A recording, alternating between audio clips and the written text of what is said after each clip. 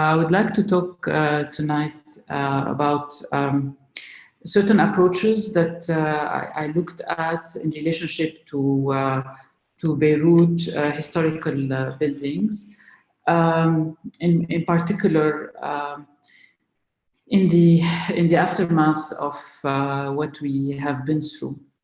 So the beginning of the manifesto is about joy and optimism, basically. So I would like to project and imagine a reality through the creative mind.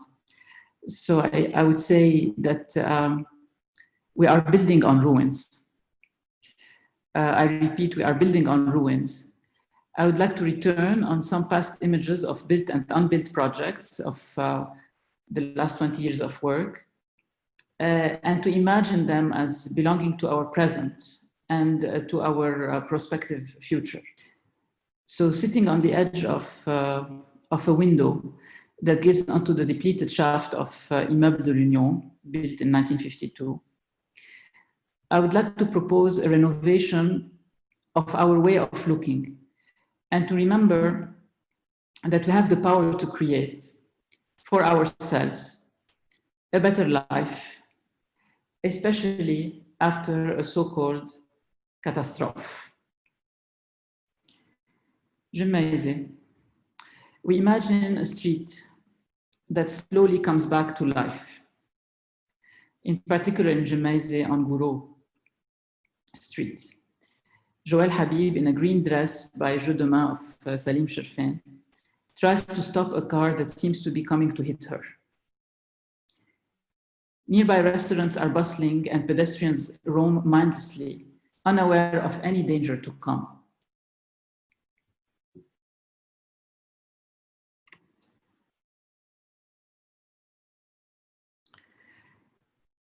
Inside the headquarters of 1984, a cutting-edge communication company that asked us to redesign their offices in a very old shop of the beginning of the 20th century. Joël discovers a world where the dreamlike and the cinematic merge in one mysterious photomontage. By the way, everything that I will be showing you tonight is photography of real things, no renderings.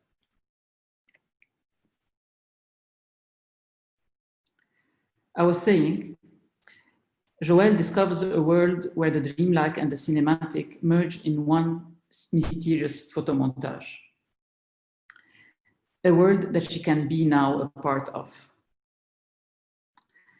This project is actually the combination of an office space and an event space. A communication company, it is an office by day for a communication company with office space, private mezzanine for meetings, a large conference area on the ground floor for presentations. By night, it's an event space for parties or project opening celebrations, as a natural extension of Gouraud Street, also known as Jemaise.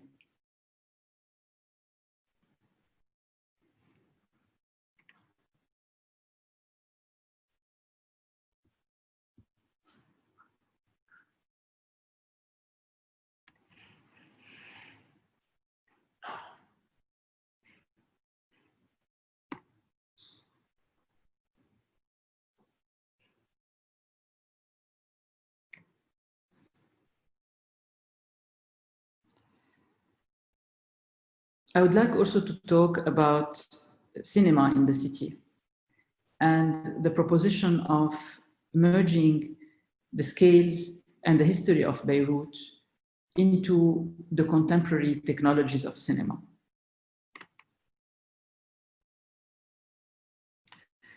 In 2020, we do not propose a renovation for the BCD Cineplex, endangered by the 4th of August double blast. We propose to fully replace it with a brand new one from 2007 in steel and glass, overlaid with the colorful fleeting images of cult movies such as Trois Couleurs Rouges, Drive, North by Northwest. The Cineplex reiterates the classical proportions of Beirut, that we inherited from the French Mandate and periods before as well. The gallery ground floor with its series of lanterns and its shaded shopping alleyway. The modernist, between quotations, main body at the center of the so typical Beiruti proportions, and the shaded pergola crown at the top, all in lightness and transparency in the materials of the present tense. The project is a proposal for an urban cineplex in the middle of Beirut, connecting the street of Allenby to the Beirut souks.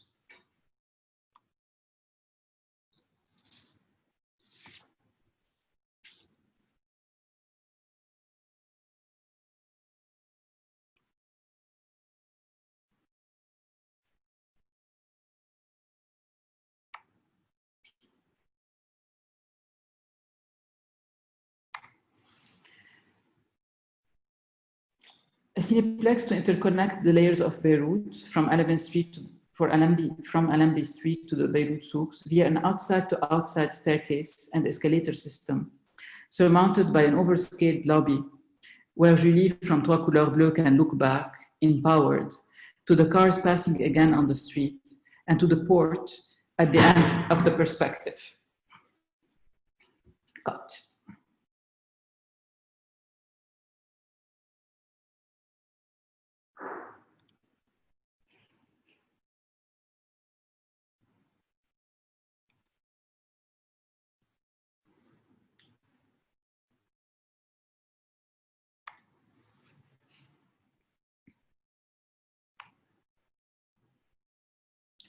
The morning after, we return one last time for a photo shoot by Marcel Rached to the now ready for renovation Immeuble de l'Union. We have been commissioned to renovate the 1952 proto-modernist building, and right before we start the demolition works to start the renovation eventually, we decide to make a photo shoot of a woman with a red dress, Joëlle actually again, this time in a red dress by Mira Hayek, our fashion designer neighbor. Joëlle, like many on a rendering, expresses her freedom to roam in the daedalus of the massive building.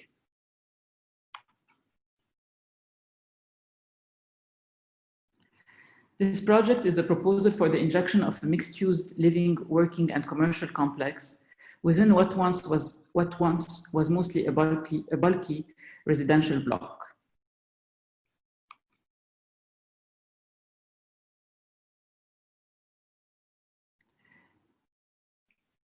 She roams through the ground floor sculptures by Dorier, the mosaics by Fortier in the lobby.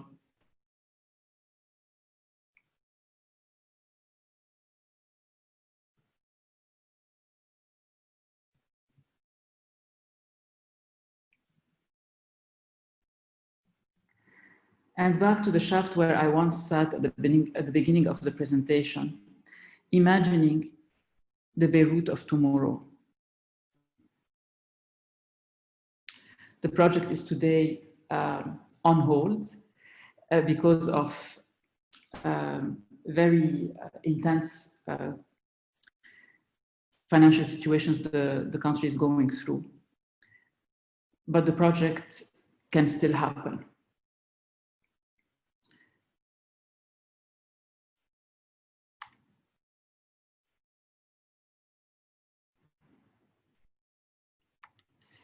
I would like to talk about a project very close to my heart, which is called Triad, which is a proposal for a mixed-use building, this time built on the pedigree and the genetics of Beirut, but not as a renovation this time, as a new building. Together, we reimagine Triad, a tripartite mixed-use proposal, here portrayed in the foreground of a Beirut in scaffolds, always to be under construction. The project is the proposal for a mixed-use project, residential, commercial, and offices at a major intersection, the result of an unlikely winning competition in 2011 and its subsequent development for construction.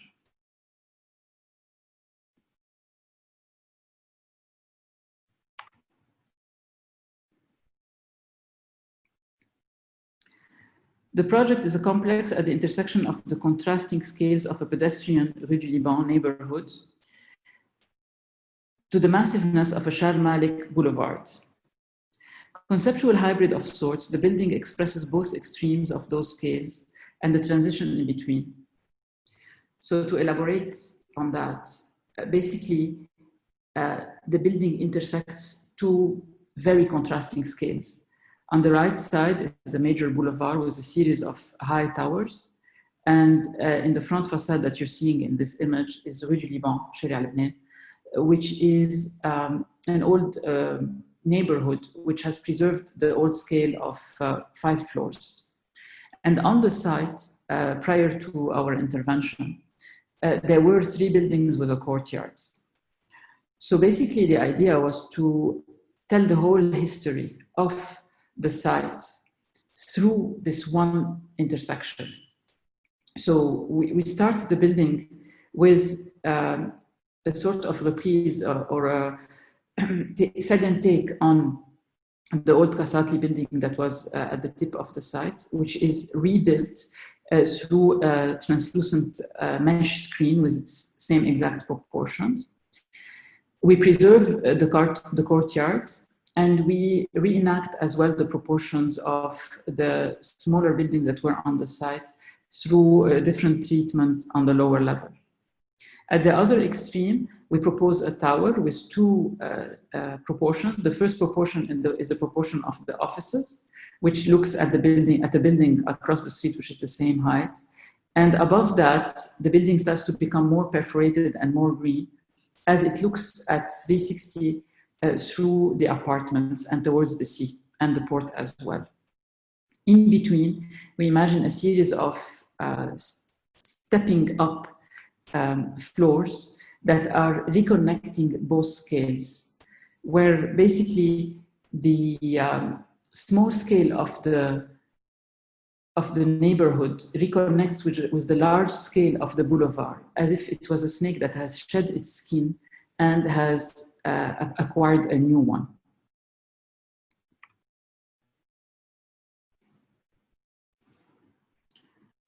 The final result is a hybrid, which actually enacts the contradictions of Beirut while leaving all of those contradictions to express themselves.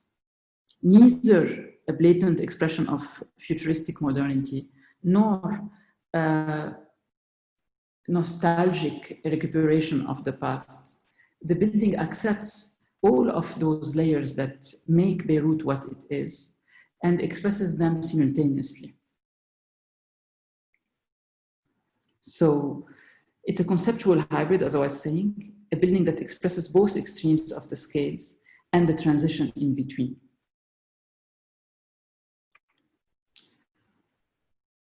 Those scales, those differences, those historical, social, cultural, religious, individual, and collective distinctions wish to find, at last, hopefully, harmonious expression in what we wish to design for and call the peaceful coexistence of all differences.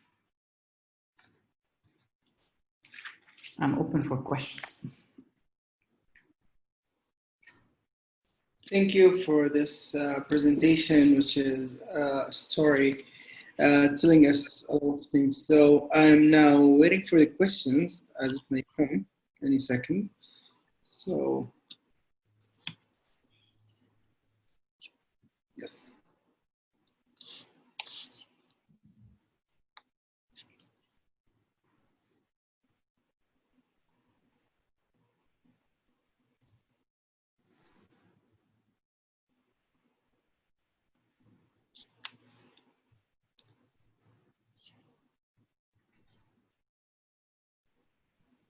Yes.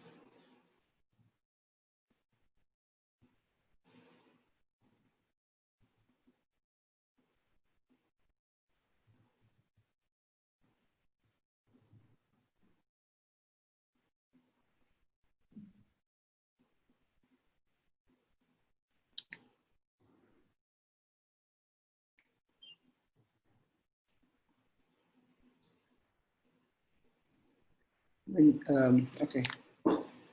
When you mentioned the first question is, when you mentioned the Beirut proportion in the talk, what do you mean by that? In the Cineplex, basically the project is divided into 3 parts in the elevation, whereby the lower part of the building is this colonnade gallery, and the main body of the building is this bulk, and then there's the crowning pergola. These proportions are very typical of the Beiruti period of the 60s in particular, where modernity entered into Beirut.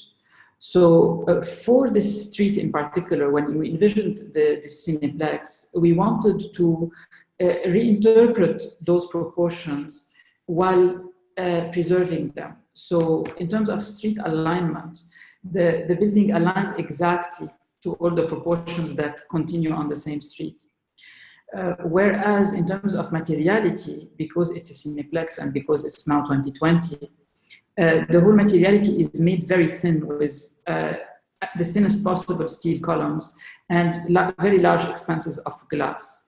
So it's like we have taken those, this genetic code, those proportions, but we have made them extremely thin and transparent, extremely ethereal and fleeting, like the images of cinema.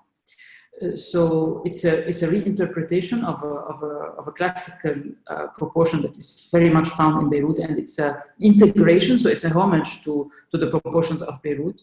But when you look at it visually, it seems to dematerialize because of basically the relationship to cinema, but also the fact that we belong to the present.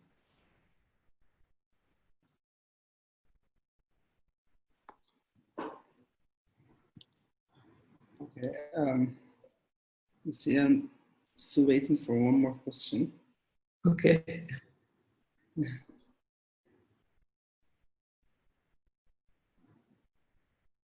So what is your vision for Beirut post-explosion?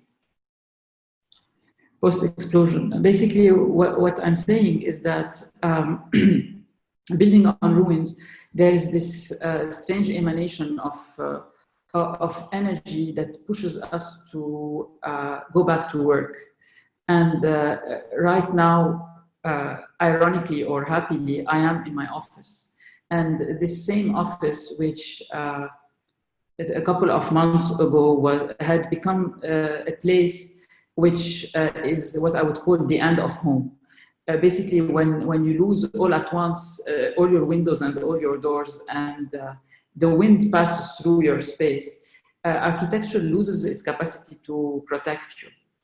And it's of course a very uncanny, very strange feeling, and you are left as if you were thrown again into the jungle without any form of protection. So you rediscover basically at those extreme moments the need for shelter and the strangeness of not having it. So what can I say other that we pick back the pieces one by one, and we start once again to rebuild. If we can find the pieces, we try to put them back together. And if the pieces are completely lost, we can replace them. I can end by the Japanese philosophy of kintsugi, where basically when you have a cup and it's broken, instead of gluing it to perfection like in the West, the Japanese, they glue it with gold so that the trace of the break is still visible, because they believe that something that has aged has more value. So I would say that the first part of the answer is joy, and basically to happily go back to work without this form of desperation. And the second one is creativity. So if something has been broken, why not remake it in a different way, because in fact the breaking has opened up new possibilities of invention. Again, not for the celebration of novelty for the sake of novelty, not like that, and also definitely not for pure nostalgia, but rather for the joyful exploration of the freedom to create, which I said in the beginning, to renovate our way of looking rather than simply buildings, and to remember that we have the power to create for ourselves a better life, especially after a so-called catastrophe. And what I said in the end, the peaceful coexistence of all differences, which I think is really the essence of the Lebanese problem, but also it's a global problem, the lack of tolerance. I think a bit more tolerance would create more happy coexistences among different human beings across the planet. Thank you, Architect Karim, for this impressive presentation and talk with us today. Thank you so much. Yeah. Thank you for having me.